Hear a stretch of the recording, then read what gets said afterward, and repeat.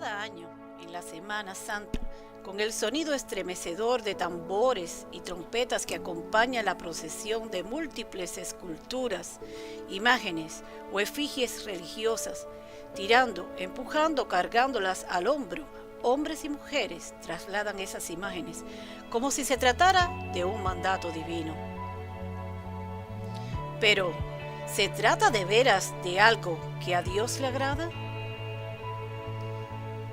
Si te interesa saberlo, o si eres de los que han acompañado algún paseo o procesión de la Semana Santa, por favor, termina de leer lo que dice al respecto el profeta Isaías en la Biblia, por mucho que te sorprenda. Es un placer contar nuevamente con su compañía.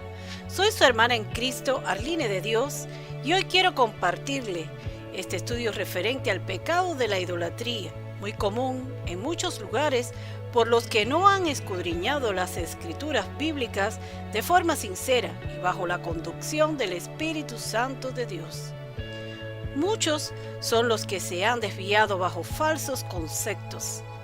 Algunos, ya instruidos en las escrituras, siguen viviendo bajo dicho pecado por seguir las costumbres de este mundo y las tradiciones de sus antepasados. Déjeme decirle que Dios no está condicionado a lo que usted piensa o la mayoría. Él es el Dios de todo lo que existe, el único, excelso e incomparable Dios. Nada es mayor o similar a Él. El carpintero tiende la regla, lo señala con almagre, lo labra con los cepillos, le da figura con el compás, lo hace en forma de varón o a semejanza de hombre hermoso para tenerlo en casa. Corta cedros y toma ciprés y encina que crece entre los árboles del bosque. Planta pino que se cría con la lluvia. De él se sirve luego el hombre para quemar y toma de ellos para calentarse y hace del sobrante un dios, un ídolo suyo. Se postra delante de él, lo adora y le ruega diciendo: líbrame, porque mi Dios eres tú. No tienen entendimiento para decir: parte de esto quemé en el fuego, y sobre sus brasas cocí pan, hace carne y la comí. ¿Haré del resto de él una abominación? ¿Me postraré delante de un tronco de árbol? De ceniza se alimenta, su corazón engañado le desvía, para que no libre su alma y diga: ¿no es esto pura mentira lo que tengo en mi mano derecha? Así nos dice Isaías 44, versículos del 13 al 20. Como este, hay decenas de pasajes en la Biblia que denuncian la superstición y la insensatez de venerar imágenes, que tienen ojos y no ven, que tienen oídos y no oyen las plegarias de sus devotos, que tienen piernas pero tienen que ser cargados a hombro si quieren moverse del lugar. Y si es degradante y poco inteligente para cualquiera hacer eso, mucho más para los israelitas, a los cuales el Dios eterno se había revelado como el Dios único y trascendente. El incomparable Dios de Israel nos dice en Isaías capítulo 40, versículos 12, 17 y 18: ¿quién midió las aguas con el hueco de su mano y los cielos con su palmo? Con 3 dedos juntó el polvo de la tierra y pesó los montes con balanza y con pesas los collados. Como nada son las naciones delante de él. ¿A qué pues haréis semejante a Dios? ¿O qué imagen le compondréis? Sin embargo, la idolatría fue un pecado en el que los israelitas cayeron una y otra vez, hasta que por fin fueron castigados tajantemente, siendo derrotados por Babilonia y exiliados a aquel país. Al cabo de 70 años regresaron a Palestina, pero habían aprendido la lección. Jamás volvieron a venerar imágenes, de modo que cuando vivió el Señor Jesús, los judíos no las tenían y detestaban las que los romanos hacían a sus dioses. Los primeros cristianos siguiendo la enseñanza del Antiguo Testamento, tampoco tenían imágenes. Pero a medida que el cristianismo se fue propagando por el Imperio Romano, empezaron poco a poco a admitirlas. De hecho, muchos lugares de culto a dioses paganos se transformaron en templos o ermitas de veneración a vírgenes o a santos. Y como el segundo mandamiento de la ley de Dios parecía estar abiertamente en contra de eso, sencillamente lo cambiaron. Pero, ¿crees tú que un paganismo así, remozado, puede ser verdaderamente cristianismo? Fe y ejemplo de los tesalonicenses. Escribe Pablo a los tesalonicenses, porque saliendo de vosotros la palabra del Señor ha resonado no solo en Macedonia y Acaya, sino que también por todas partes vuestra fe en Dios se ha divulgado, de modo que nosotros no tenemos necesidad de hablar nada, pues ellos mismos cuentan acerca de nosotros, de la acogida que tuvimos por parte de vosotros y de cómo os convertisteis de los ídolos a Dios para servir al Dios vivo y verdadero y esperar de los cielos a su Hijo, al cual resucitó de entre los muertos, es decir, a Jesús, quien nos libra de la ira venidera. La Biblia sigue enseñando lo mismo de siempre. Dios es único, eterno, invisible, trascendente, altísimo y santo. El segundo mandamiento en Éxodo, capítulo 20, sigue prohibiendo rendir culto a las imágenes. Las enseñanzas de los apóstoles no han cambiado. Os convertisteis de los ídolos a Dios para servir al Dios vivo y verdadero. Y las palabras del mismo Hijo de Dios, el Señor Jesucristo, siguen resonando para todo el que las quiera oír.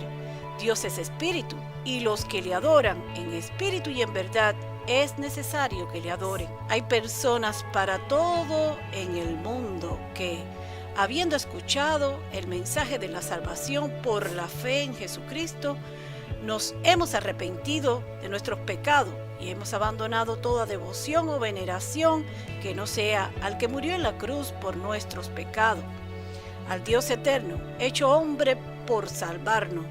Y ya no nos ponemos el traje de penitentes en Semana Santa, porque sabemos que eso solo conduce a una doble vida, pero es más, porque sabemos que el que pagó por nuestros pecados no nos va a pedir pagar de nuevo por ninguno de ellos, ni con penitencias, ni con procesiones, porque en Cristo tenemos redención por su sangre, el perdón de pecados según las riquezas de su gracia.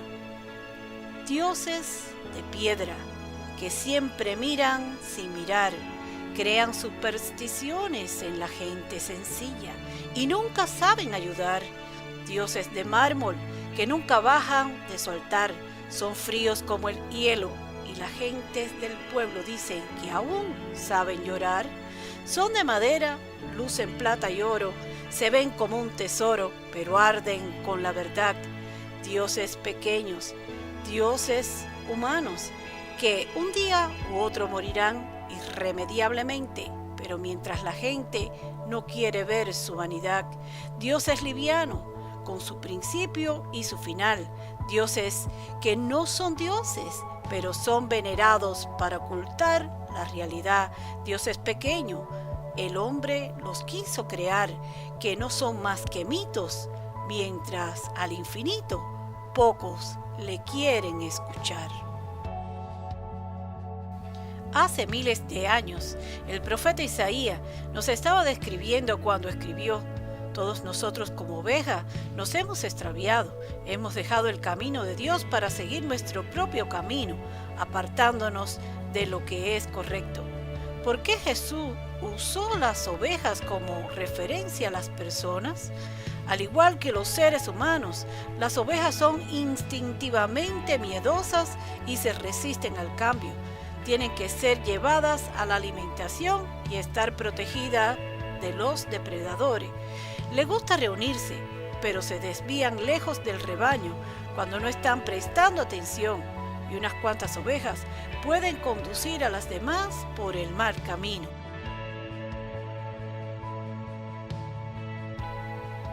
Así que, ¿por qué dejamos el camino de Dios para seguir el nuestro?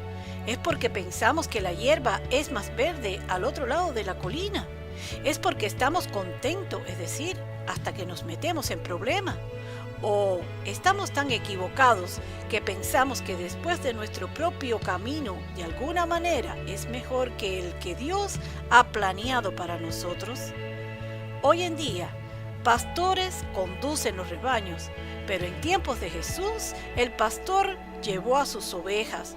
Jesús es el buen pastor del Salmo 23, que te lleva a los prados verdes y junto a aguas tranquilas para la renovación de tus fuerzas y la restauración de tu alma, que te consuela y protege en el valle más oscuro y te llena de vida, de bendiciones hasta que sobreabunde.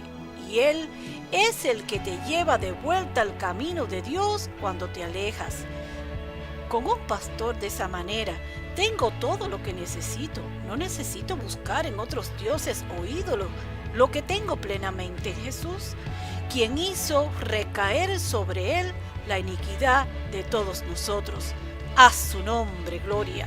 Jesús es el único que puede salvar, sanar e interceder por nosotros delante del Padre.